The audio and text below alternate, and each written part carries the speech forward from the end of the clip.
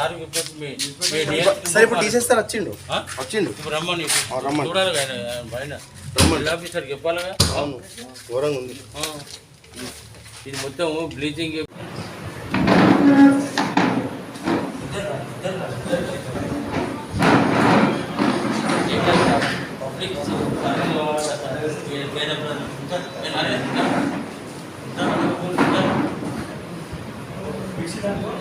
మరి సిబ్బంది కూడా మరి ఫార్మసిస్ట్ లేక సిబ్బంది కూడా కొందరు కావాలి కాబట్టి ప్రభుత్వం దృష్టికి, మంత్రి గారి దృష్టికి, జిల్లా మంత్రి పొన్నం ప్రభాకర్ గారి దృష్టికి తీసుకెళ్ళి తక్షణమే ఇక్కడ మంజూరు చేసేటట్టు, నిధులు మంజూరు చేసేటట్టు ఏర్పాటు చేసి, మార్చులు కూడా చాలా ఖరాబ్ అయింది. మిషన్ ఉండే, ఫ్రిడ్జ్ ఉండే, డబుల్ ఫ్రిడ్జ్ ఉండే, ఆ ఫ్రిడ్జెస్ కూడా ఖరాబ్ అయి ఉన్నాయి కాబట్టి అధికారులు, జిల్లా అధికారుల దృష్టికి తీసుకెళ్ళి మార్చులు కూడా బాగుపరిపించి, ఆ మిషనరీ కూడా తెప్పించి మరి దాన్ని బాగుపరచడానికి ప్రయత్నం చేస్తాం.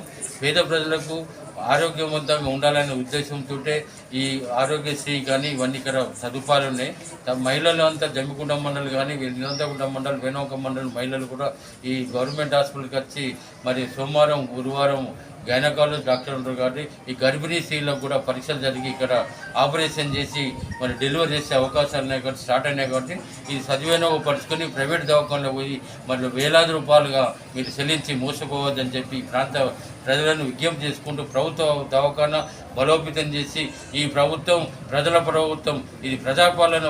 రేవంత్ రెడ్డి గారు కానీ, జిల్లా మంత్రి గారు కానీ, పొన్నం ప్రభాకర్ గారు కానీ మరి దీన్ని హాస్పిటల్ని నెంబర్ 1 తీర్చిదిద్దడానికి దీన్ని నిధులు తెచ్చి, డాక్టర్లను తీసుకొచ్చి, సిబ్బంది తెచ్చి తీసుకెళ్ళి దీన్ని బలోపేతం చేస్తాం కాబట్టి మెరుగైన వైద్యం అందించడానికి ఈ ప్రాంత ప్రజలకు ఉపయోగపడుతుంది. కాబట్టి మేము మీ వైద్య సేవ గురించి మేము వెన్నంటుంటే మేము కాంగ్రెస్ పార్టీ తరఫున, ప్రభుత్వం తరఫున మేము ఈ ప్రభుత్వాన్ని కాపాడుకున్నాం, ప్రభుత్వ హాస్పిటల్ని కాపాడుకుందామని విజ్ఞప్తి చేస్తున్నాం.